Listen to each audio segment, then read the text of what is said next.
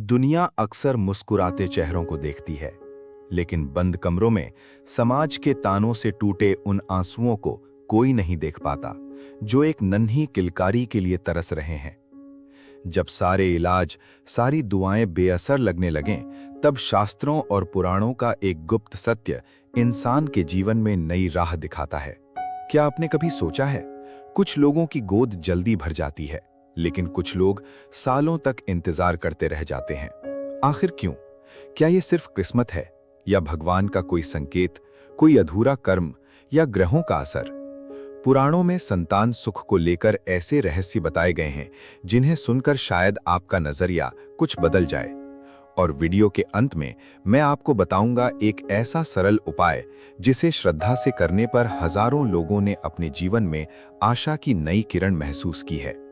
नमस्कार दोस्तों, स्वागत है आपका आपके अपने चैनल क्षीर सागर मंथन में।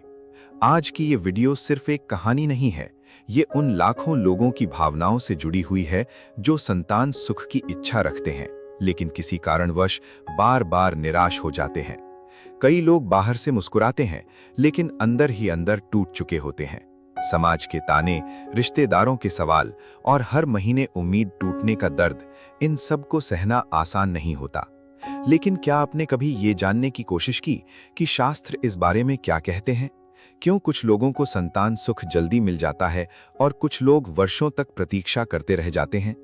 आज की वीडियो में हम जानेंगे संतान सुख में बाधा के आध्यात्मिक कारण, पुराणों की रहस्यमयी बातें, कर्मों का प्रभाव और कुछ ऐसे उपाय जो मन को शांति और भगवान की कृपा दिला सकते हैं। तो वीडियो को अंत तक जरूर देखिएगा। हमारे सनातन धर्म में संतान को सिर्फ परिवार बढ़ाने का साधन नहीं माना गया, इसे भगवान का आशीर्वाद कहा गया है। पुराणों में लिखा है कि संतान घर की खुशियों का दीपक होती है। जहां बच्चों की हंसी गूंजती है, वहां सकारात्मक ऊर्जा अपने आप बढ़ने लगती है। लेकिन हर व्यक्ति को ये सुख आसानी से नहीं मिलता। कई लोग वर्षों तक इंतजार करते हैं, इलाज करवाते हैं, मंदिर जाते हैं, व्रत रखते हैं, लेकिन फिर भी मनचाहा फल नहीं मिलता। ऐसे में इंसान खुद से सवाल करने लगता है, क्या भगवान मुझसे नाराज हैं? क्या मेरी किस्मत खराब है? और यहीं से शुरू होती है मानसिक पीड़ा। कई बार दर्द बीमारी से ज्यादा समाज देता है। शादी के कुछ महीने बाद ही लोग पूछना शुरू कर देते हैं, अच्छी खबर कब दोगे? शुरुआत में ये सवाल सामान्य लगता है, लेकिन धीरे धीरे यही सवाल दिल में चोट करने लगता है। कई महिलाएं बाहर से मजबूत दिखती हैं, लेकिन रात में अकेले रोती हैं। कई पुरुष अपने दर्द को छुपाकर सिर्फ मुस्कुराते रहते हैं। लोग सिर्फ परिणाम देखते हैं, लेकिन संघर्ष कोई नहीं देखता। और सबसे खतरनाक बात तब होती है जब इंसान खुद को दोष देने लगता है, जबकि ऐसी स्थिति में मन शांत रखना चाहिए। अब सवाल आता है, आखिर शास्त्र इस बारे में क्या कहते हैं? पुराणों और ज्योतिष शास्त्र के अनुसार संतान सुख में बाधा के कई कारण हो सकते हैं। गरुड़ पुराण में बताया गया है कि कभी-कभी पिछले जन्म के कर्म वर्तमान जीवन में असर डालते हैं। यदि किसी ने किसी बच्चे, माता-पिता या परिवार को कष्ट दिया हो, तो उसका प्रभाव अगले जन्म में दिखाई दे सकता है। इसका मतलब ये नहीं कि भगवान सजा दे रहे हैं, बल्कि कर्मों का संतुलन जीवन में किसी न किसी रूप में सामने आता है। ज्योतिष शास्त्र में गुरु ग्रह को संतान का कारक माना गया है। यदि कुंडली में गुरु कमजोर हो या राहु, केतु और शनि की अशुभ दृष्टि हो, तो संतान सुख में देरी हो सकती है।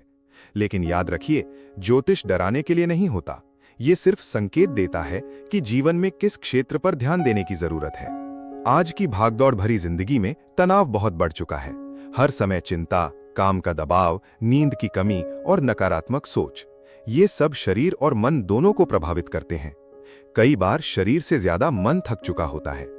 जहां रोज झगड़ा होता हो, जहां अपमान और क्रोध भरा हो, वहां सकारात्मक ऊर्जा धीरे धीरे कम होने लगती है।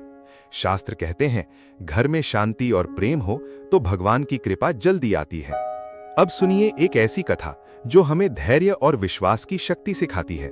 अयोध्या के महाराज दशरथ के पास सब कुछ था, धन, शक्ति, सम्मान, विशाल राज्य, लेकिन एक चीज की कमी थी, संतान। समय बीतता गया, लेकिन उनकी गोद सूनी रही। राजा दशरथ अंदर से टूट चुके थे। उन्हें डर था कि उनके बाद वंश कैसे चलेगा। तब ऋषियों ने उन्हें पुत्र कामेष्ठी यज्ञ करने की सलाह दी। यज्ञ के बाद दिव्य खीर प्राप्त हुई, जिसे उनकी रानियों ने ग्रहण किया, और फिर जन्म हुआ भगवान राम, लक्ष्मण, भरत और शत्रुघ्न का। ये कथा हमें सिखाती है कि जब इंसान सच्चे मन से प्रयास करता है और भगवान पर विश्वास रखता है तो समय बदल सकता है। बहुत से लोगों का मानना है कि संतान आने से पहले भगवान कुछ संकेत देते हैं, जैसे बार बार छोटे बच्चों का सपना आना, मंदिर में अचानक मन लगने लगना, घर में सकारात्मक बदलाव महसूस होना या मन में बिना कारण खुशी रहना। हालांकि हर सपना संकेत नहीं होता, लेकिन शास्त्र कहते हैं कि कभी-कभी ईश्वर मन को पहले से तैयार करते हैं। महाभारत में अभिमन्यु की कथा आपने सुनी होगी। जब अभिमन्यु अपनी मां सुभद्रा के गर्भ में थे, तब उन्होंने चक्रव्यूह तोड़ने की कला सुनी थी। इस कथा का संदेश ये है कि गर्भ में पल रहा बच्चा भी वातावरण और भावनाओं को महसूस करता है। इसलिए शास्त्र कहते हैं कि मां को हमेशा सकारात्मक रहना चाहिए। अच्छे विचार, भक्ति, शांत संगीत, ये सब बच्चे पर प्रभाव डालते हैं। कई लोग सिर्फ उपायों में उलझ जाते हैं, एक बाबा से दूसरे बाबा तक, एक मंदिर से दूसरे मंदिर तक, लेकिन मन में डर और बेचैनी बनी रहती है। याद रखिए, भक्ति का मतलब डर नहीं होता। भगवान प्रेम देखते हैं, सच्चाई देखते हैं। हर गुरुवार भगवान कृष्ण के बाल रूप की पूजा करें, उन्हें माखन मिश्री अर्पित करें और सच्चे मन से प्रार्थना करें। संतान गोपाल मंत्र का जाप भी बहुत शुभ माना गया है। ओम देवकी सुत गोविंद वासुदेव जगतपते देहि में तनयम कृष्ण त्वामहं शरणं गतः। इस मंत्र का प्रतिदिन 108 बार जाप करने से मन को शांति मिलती है। किसी गरीब बच्चे की पढ़ाई में मदद करें, उन्हें भोजन करवाएं, क्योंकि बच्चों की मुस्कान सबसे बड़ा आशीर्वाद मानी गई है। घर में अनावश्यक झगड़े कम करें, क्योंकि शांति और प्रेम से भरा वातावरण मन को मजबूत बनाता है। कई लोग वर्षों तक इंतजार करते हैं, हर महीने उम्मीद बनती है और फिर टूट जाती है। लेकिन याद रखिए, हर अंधेरी रात के बाद सुबह जरूर आती है। जिस घर में आज सन्नाटा है, वहां कल बच्चों की हंसी भी गूंज सकती है। कभी कभी भगवान देर करते हैं, लेकिन खाली हाथ नहीं रखते।